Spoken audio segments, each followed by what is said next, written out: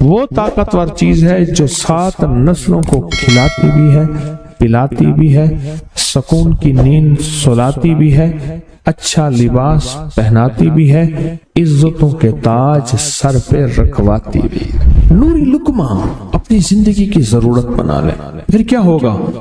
سورۃ فاتحہ کی آیات 7 ہیں۔ اللہ 7 آسمان اور 7 زمین کی جتنی بھی برکات ہیں، برکات من السماوات والارض، اللہ 7 آسمان اور 7 زمین کی ساری برکات اس کو عطا کر دے گا، اور لوگوں کو پتہ ہی نہیں ہوگا کہ یہ بندہ کتنا مالدار ہے، روحانیت کی طاقت اور روحانیت میں کتنا آگے ہے، کوئی پہچان بھی نہیں سکے گا کہ روحانیت میں یہ بندہ کتنا آگے ہے اور کتنا آگے سے آگے بڑھ گیا ہے، کسی کو علم بھی نہیں ہوگا۔ نوری لقمہ اپنی زندگی کی مجبوری بنا لے اور نوری لقمہ اپنی زندگی کی ضرورت بنا لے، پھر دیکھیں کمالات۔ کیوں؟ فرمایا جو سارے قرآن میں ہے، جو سارے قرآن میں ہے، جو سارے قرآن میں ہے، آنکھیں کھل جائیں۔ یہ سورۃ فاتحہ نماز کھانے کے دوران پڑھنے والا یہ اہل نظر میں ہے، اس کی نظر وسیع ہو جاتی ہے، یہ اہل کشف ہوتے ہیں، ان کی دل کی آنکھیں کھل جاتی ہیں، یہ فرشتوں کو دیکھتے ہیں، یہ انسانوں کے دلوں میں جھانک لیتے ہیں، یہ کائنات کے راز پڑھ لیتے ہیں، کائنات کے راز پڑھ لیتے ہیں۔ کہ اللہ پاک ان کے سامنے جنات آنکھوں سے دکھاتا ہے، حتیٰ کہ یہاں تک کہ اللہ قبر کے راز بھی ان کے اوپر کھل دیتے ہیں۔ نوری لقمے کا اثر یہ ہے دل کی آنکھیں کھل جاتی ہیں، دل کی آنکھیں کھل جاتی ہیں، دل کی آنکھیں کھل جاتی ہیں۔ یہ نور لقمے کی تاثیر ہے۔ چہرے کی آنکھیں تو سب کے پاس ہیں، دل کی آنکھیں سب کے پاس نہیں، دل کی آنکھیں سب کے پاس نہیں، چہرے کی آنکھیں سب کے پاس ہیں، دل کی آنکھیں سب کے پاس نہیں۔ نوری لقمے کی یہ تاثیر ہے کہ دل کی آنکھیں کھل جاتی ہیں اور دل کی دنیا آباد اور دل کی دنیا شاد اور دل کا وہ بندہ بامراد بن جاتا ہے جو نوری لقمے اپنی زندگی میں شامل کرتا ہے۔ اور نوری لقمے سورۃ فاتحہ، اور کتنی بار؟ اچھا، یہ سورۃ فاتحہ بیماریوں کا علاج۔ صحابہ کرام فرماتے ہم جا رہے تھے، کوئی ایک سردار تھا، اس کو بچھو نے کاٹ لیا اور اس کو چیخ رہا تھا بیچارہ، فرمایا سانپ کا کاٹا سوئے، بچھو کا کاٹا روئے۔ میرے پاس ایک سانپ کا کاٹا آیا تھا، غنودگی میں تھا، وہ بہت غنودگی میں سے سوتا تھا، اور میں نے کہا اس کو سونے نہ دے، خیال نہ کیا انہوں نے، ادھر سے ہٹا تو بندہ ختم ہو گیا، سانپ کا کاٹا۔ ہمارے ایک والد صاحب رحمۃ اللہ علیہ کے تھے ملک عبد الرحمن ڈوڈی، وہ لائے تھے، تو کہنے لگے اس بچھو کے کاٹے کا علاج صحابہ کرام نے 7 بار سورۃ فاتحہ پڑھ کے اس پہ دم کر اور وہ ٹھیک ہو گیا۔ اور میں جب سورۃ فاتحہ عرشوں سے زمین پہ آئی، نازل ہوئی، ایک گونج اٹھی، ایک آواز آئی، اور میں اللہ سے آج وہ چیز زمانے پہ زمین پہ نازل کی ہے جو اس سے پہلے کبھی آئی نہیں تھی اور جو اس کے بعد کبھی آئے گی نہیں، اس سے پہلے کبھی آئی نہیں تھی، اس کے بعد کبھی آئے گی۔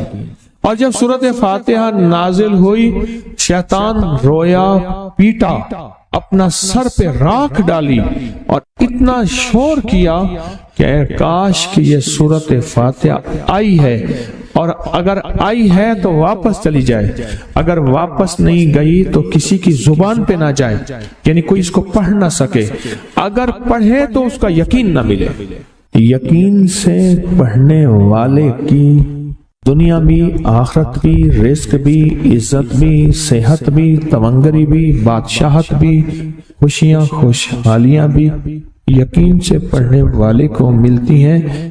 اور اس لیے آج بھی شیطان سورۃ فاتحہ سے لرزتا ہے کہ سورۃ فاتحہ پڑھنے سے جنات اور شیاطین ایسے دور ہوتے ہیں، ایسے کہ میلوں دور چلے جاتے ہیں، اور اس بندے سے خوف زدہ ہوتے ہیں جو سورۃ فاتحہ پڑھتا ہے۔ کھانے کے دوران اس کی حکمت کیا ہے؟ انسان کھانے کے دوران مشغول ہوتا ہے، کھانے کی لذتوں میں کھویا ہوا ہوتا ہے، اور اور اگر بھوک بہت زیادہ ہو بھوک بہت زیادہ ہو تو پھر تو ہوش نہیں ہوتا پھر ہوش ہی نہیں ہوتا اگر بھوک بہت زیادہ ہو۔ اب اسی دوران جس طرح سنیں غور سے، بڑی میں عجیب بات بتا رہا ہوں، حضرت امام جعفر صادق سلام اللہ رضوان اللہ تعالی علیہ مجمعین اللہ کے ولی تھے، ولایت کے تاجدار تھے، سرداروں کے سردار تھے، اولیاء کے سردار تھے۔ میں بازار میں جاتے تھے، جا کے پھر واپس آ جاتے تھے، پھر جاتے کچھ نہیں خریدتے تھے۔ کسی نے پوچھا اب کیوں جاتے ہیں؟ فرمایا 2 وعدے لینے، کیا؟ میں جا کے بازار میں ہر بندے کو سلام کرتا ہوں، وہ سلام کا جواب دیتے ہیں، اور کیا پتا کسی کے سلام کا جواب ایسا ہو جو اللہ کے ہاں مقبول بھی ہو، محبوب بھی ہو۔ اور پھر فرمایا بازار میں جاتا ہوں اور جا کے بازار میں جاتا ہوں اور جا کے بازار کی دعا پڑھتا ہوں۔ فرمایا جو چوتھا کلمہ گھر میں پڑھے گا اس کو 10 نیکیاں ملیں گی، اور جو بازار میں پڑھے گا کتنے نیکیاں ملیں گی؟ 10 لاکھ نیکیاں ملیں گی۔ فرمایا میں 10 لاکھ نیکیاں کمانے کے لیے جاتا ہوں۔ آل رسول کی محبتیں، عبادتوں کا حرص دیکھیں، ہمیں مال کا حرص، انہیں اعمال کا حرص۔ وہی دعا، وہی چوتھا کلمہ گھر میں پڑھیں، 10 نیکی ہیں، بازار میں پڑھیں کیونکہ وہ ہر بندہ مشغول ہے، دنیا میں، مال میں، چیزوں میں، بھاؤ تاؤ میں لگا ہوا ہے، وہی بازار میں پڑھیں تو 10 لاکھ نیکیاں۔ اسی طرح کھانے کے دوران جب لذت ہے، کھانے کے دوران ذائقہ ہے، اور کھانے کے دوران لذت اور ذائقے میں اگر کوئی بندہ سورۃ فاتحہ پڑھ لے تو اللہ کہتا ہے تو ان لذتوں میں مجھے نہ بھولا، ان کھانے کی چیزوں میں مجھے نہ بھولا، ان ساری کیفیتوں میں مجھے نہ بھولا۔ اللہ خوش ہوتا ہے، اور پھر اللہ جل شانہ اسے 7 آسمان اور 7 زمین کی برکتیں حوالے کر دیتا ہے، اور جس کے پاس 7 آسمان 7 زمین کی برکتیں ہوں، یہ ساری عبادتیں کھانے کے دوران کوئی معنی نہیں رکھتی، پھر ایسی سمیٹ کے اللہ کائنات کو اسے دے دیتا ہے۔ نوری لقمے کی تلاش کریں، نوری لقمہ زندگی میں لے آئیں، بڑی خوشحال زندگی گزرے گی، بہت لاجواب زندگی گزرے گی۔ 7 دفعہ سورۃ فاتحہ سے قرضے اتر جاتے ہیں، 7 دفعہ سورۃ فاتحہ سے بیٹے مل جاتے ہیں، 7 دفعہ سورۃ فاتحہ سے نعمتیں، اور 7 دفعہ سورۃ فاتحہ وہ طاقتور چیز ہے جو 7 نسلوں کو کھلاتی بھی ہے، پلاتی بھی ہے، سکون کی نیند سلاتی بھی ہے، اچھا لباس پہناتی بھی ہے، عزتوں کے تاج سر پہ رکھواتی بھی۔ کہیں انشاءاللہ۔ آپ سوچیں کون سا مشکل عمل، بہت زبردست عمل ہے، 1 منٹ کا کام ہے اور کام بن جاتا ہے۔ اور میں نے اس کی اجازت جتنی مشکل سے لی تھی نا، اس عمل کی بہت مشکل سے اجازت، اور جس دن لی تھی اسی دن فیصلہ کیا تھا انشاءاللہ اسے چھپاؤں گا نہیں، انسانیت مخلوق کو بتاؤں گا۔ اور یہ 7 دفعہ سورۃ فاتحہ جو دل کا مریض ہو مجھ جیسا اس کا بھی علاج ہے، جسمانی ہو یا روحانی۔ میں نے پچھلی دفعہ کہا نا کہ میں دل کا سخت مریض ہوں اور آج بھی ہوں، دعا کرو موت تک نہ رہوں، اور میں دل کا سخت روحانی مریض ہوں، جسمانی نہیں ہوں۔ میری پچھلی دفعہ کی وجہ سے پوری دنیا میں کوہرام مچا ہوا ہے کہ بابا گیا، جانا تو ہے، جانا تو لازم ہے۔ پچھلی دفعہ میں نے وہ کہہ دیا کہ میں دل کا سخت مریض ہوں، میرے لیے دعا کرو، وہ یہ مریض ہوں، روحانی مریض ہوں، روحانی مریض ہوں۔ تو یہ بیماری جو دل کی بیماری ہے نا، اس کا بھی علاج ہے، روحانی ہے یا جسمانی۔ جیسے میں دل کی روحانی بیماریوں کے بارے میں نے آپ کو کہا، میں سخت مریض ہوں دل کا، اللہ کرے اس کا مرض کا علاج ہو جائے۔ تو کھانا کھاتے ہوئے میرے دل کے لیے بھی آپ دعا کریں گے کہ اللہ بھی میرے دل کو ٹھیک کر دے، اللہ بھی ٹھیک کر دے۔ آپ مجھے بزرگ سمجھتے رہے اور اندر سے کام کھوکھلا ہو، یہ دل کی روحانی بیماریوں کا بھی علاج ہے، اور یہ جسم کی اور دل کی جسمانی بیماریوں کا بھی علاج ہے۔ یہ صحت مندی کا راز ہے، سورت فاتحہ ہے بابا، سورت فاتحہ، سورت فاتحہ۔ جو بندہ سورت فاتحہ پڑھتا ہے ایک بار، اللہ جل شانہ ان 7 آیات کی تاثیر اور طاقت اسے عطا فرماتے ہیں، اور 7 سمندروں میں جو غذا، رزق، طاقت اور قوت اللہ نے رکھی ہے اس کا حصہ اس بندے کو دیتے ہیں جو صرف ایک بار سورت فاتحہ پڑھتا ہے۔ اللہ پاک نے نا بعض لفظوں میں چابیاں رکھی ہیں، اور بعض لفظ، بعض بول چابیاں ہیں، چابیاں رزق کی، برکت کی، عنایت کی، عطا کی، کرم کی، فضل کی، اور بے بہا سمندر کو دینے کی بعض لفظوں میں رب نے چابیاں رکھی ہیں، اور بعض لفظ خود چابیاں ہیں۔ رزق کی چابیاں، صحت کی چابیاں، برکت کی چابیاں۔ یہ سورت مائدہ کی آیت نمبر 114 یہ عنایات اور عطاؤں کو عرشوں سے متوجہ کرنے کی چابی ہے۔ یہ صرف روٹی رزق کے لیے نہیں ہے، من پسند کھانے کے لیے نہیں ہے، یہ تو اس کا ایک چھوٹا سا فائدہ ہے، یہ تو اس کا ایک مختصر فائدہ ہے۔ یہ بنیادی طور پہ اس کی رحمت، عنایت اور عطا کو متوجہ کرنے کے لیے ایک حیرت انگیز تحفہ ہے، حیرت انگیز تحفہ۔ اس کی عنایت، عطا اور برکت کو متوجہ کرنے کے لیے ایک حیرت انگیز تحفہ ہے۔ یہ رزق اور دولت کی چابی ہے، یہ برکت کی چابی ہے۔ بات بتاؤ، اللہم ربنا انزل علینا مائدۃ من السماء، دسترخوان بھیج آسمان سے۔ کیا خیال ہے؟ غریب کا، مالدار کا، وزیر کا، امیر کا، بادشاہ کا، سب کا دسترخوان ایک تو نہیں ہوتا۔ ہر بندہ اپنی حیثیت کے مطابق دسترخوان لگاتا ہے۔ ایک صاحب کہنے لگے کہ میرے لیے نا ایک عرب نے دسترخوان لگایا، ایک بیل پڑا ہوا تھا، بھنا ہوا، پورا بھنا ہوا بیل تھا، اس کا سر تھا، اس کے سر کو ذبح کیا تو خون بھی بہ رہا تھا دسترخوان پہ۔ سر کو ذبح کیا تو وہ خون بھی بہ رہا تھا دسترخوان، بیل بھنا بھی ہوا ہے اور خون بھی بہ رہا ہے، چھری پھیری۔ حیران ہوا، یہ کیا؟ انہوں نے کہا وہ خون نہیں تھا، وہ جیلی تھی، وہ چاکلیٹ تھا، وہ اور کوئی نعمتیں تھیں۔ پھر اس بیل کو کھولا تو اس میں سے بکرے نکلے بھنے ہوئے،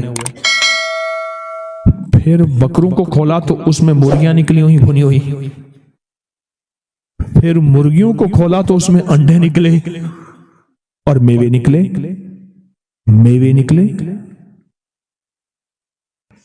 بادشاہ کا دسترخوان ہے تو وہ اپنی حیثیت کے مطابق اس کا دسترخوان ہے، اپنی عظمت کے مطابق دسترخوان ہے۔ میرے اللہ کا دسترخوان، انزل علینا مائدۃ من السماء، پر مولا دسترخوان دے ایسا جیسے عید ہو جائے۔ اب اس آیت کی تنہائیوں، اس آیت کی گہرائیوں اور اس آیت کے اندر کی شہ تک پہنچے۔ اللہ دسترخوان دے، پر دے ایسے کہ جیسے عید کر دے۔ آپ اللہ سے مانگتے ہیں تو اللہ سے اللہ کے مطابق مانگے۔ میرے رب کی جتنی عظمت ہے، وقار ہے، شان و شوکت ہے، میرے رب کی جتنی طاقت قوت ہے، اس کے مطابق مانگے، اس کے مطابق مانگے۔ کیا خیال ہے؟ یہ آیت اصل میں دسترخوان کے لیے ہے، اور دسترخوان سے مراد یہ کھانا نہیں، دسترخوان سے مراد دونوں دسترخوان ہیں، رزق روحانی اور رزق جسمانی۔ دونوں دسترخوان جو میرے رب کے پسندیدہ دسترخوان ہے، رزق روحانی بھی اور رزق جسمانی بھی۔ ہم افطار کے وقت کھانا مانگتے ہیں اللہ سے، مال مانگتے ہیں، دولت مانگتے ہیں، کیوں اتنی تھوڑی چیز مانگتے ہیں؟ اللہ سے رزق روحانی کیوں نہیں مانگتے؟ اور جنہوں نے رزق روحانی مانگا تھا، ایک اللہ والے تھے، ان کے خلیفہ تھے، تو فوت ہو گئے تو ان کے خط اٹھائے گئے، اپنے مرشد کو خط لکھتے تھے، اور مرشد کا مزاج تھا اسی خط پہ 2 لفظوں میں جواب لکھ کے بھیج دیتے تھے، 2 لفظوں میں جواب لکھ کے بھیج دیتے تھے اسی خط پہ۔ فرماتے تھے کہ حضرت آپ کی دعاؤں اور توجہات سے، اللہ کے فضل و کرم سے میرے روزانہ جو ہے 1.25 لاکھ دفعہ نفی اثبات ہوتا ہے، لا الہ الا اللہ، 1.25 لاکھ دفعہ الا اللہ ہوتا ہے، 1.25 لاکھ دفعہ اللہ ہوتا ہے، 1.25 لاکھ دفعہ اللہ ہوتا ہے، 70,000 دفعہ 1.25 لاکھ دفعہ کلمہ ہوتا ہے، اتنے سپارے ہوتے ہیں، اتنی 100 رکعتیں ہوتی ہیں، یہ ہیں۔ وہ اسکول کے ٹیچر بھی تھے، وہ 5 وقت نماز بھی پڑھاتے تھے، ان کے بہت سارے بچے بھی تھے، ان کی زندگی کا یہ نظام بھی تھا، پر انہوں نے یہ سارا کچھ لکھا اپنے مرشد کو، کہا کہ خط اٹھا کے دیکھیں، حیران ہو جاتے تھے، مجھے ایک بندہ نہیں، میرے پاس اب بھی کئی بندے ہیں کہ اتنے ارب درود پاک پڑھا، اتنے ارب، لاکھ نہیں، ہزار نہیں، کروڑ نہیں، اتنے ارب درود پاک پڑھا، اتنے ارب کلمہ پڑھا، اتنا ارب سورۃ اخلاص پڑھی اور فلاں پڑھا، ارب۔ مجھ سے غلطی ہوئی، ایک دفعہ ان کا خط آیا تو میں نے رسالہ اس وقت چھپ رہا تھا، میں نے کہا یہ خط بھی اس میں ڈال دو، چھاپ دو۔ کئی ٹیلی فون تو میں نے سنے، ایک فون مجھے یاد ہے اچھی طرح، کوئی 6 7 8 کی بات ہے، 2000، اس نے کہا میں ہوں اوان، اور آگے سے یہ ہٹا دوں تو بن جاؤں گا حیوان، لفظ ہٹا دوں تو میں یوں بن جاؤں گا۔ تمہیں پتہ ہے تم نے یہ کیا چھاپا ہے؟ شرک اور بدعت، جھوٹ چھاپتے ہو، دھوکہ دیتے ہو۔ وہ سچا تھا، غلطی ہماری تھی، برتن نہیں ہے، اس برتن کے مطابق وہ برتن چھلک پڑا۔ اس پہ ایک بات بتاؤ، حضرت ابو ہریرہ فرماتے ہیں میرے حضور نے مجھے علم کے 2 برتن عطا فرمائے ہیں، ایک وہ ہے جن کا میں نے اظہار کر دیا، اکثر احادیث حضرت ابو ہریرہ سے ثابت بھی ہیں، یعنی راوی بھی ہیں، علم کا وہ برتن ہے، ایک وہ میں نے دے دیا، اور ایک علم کا ایسا برتن ہے اگر میں اس کا اظہار کر دوں، ایک روایت تو یہ ہے کہ لوگ تلوار کھینچ کے میرا سر جدا کر دیں، ایک روایت یہ ہے کہ گدی سے میری زبان کھینچ لیں۔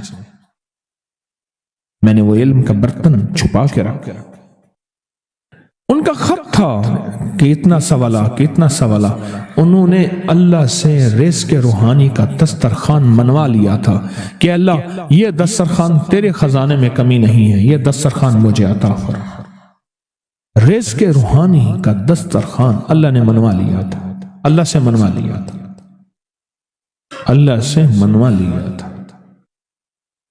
آپ اس آیت کے ذریعے اللہم ربنا، میں نے ایک عرض کیا تھا جن دعاؤں سے پہلے ربنا اور اللہم آئے، جن دعاؤں سے پہلے ربنا اور اللہم آئے، ان دعاؤں کی قبولیت، محبوبیت، مقبولیت، تاثیر، کمال بہت اور دعاؤں سے بہت زیادہ آگے ہے۔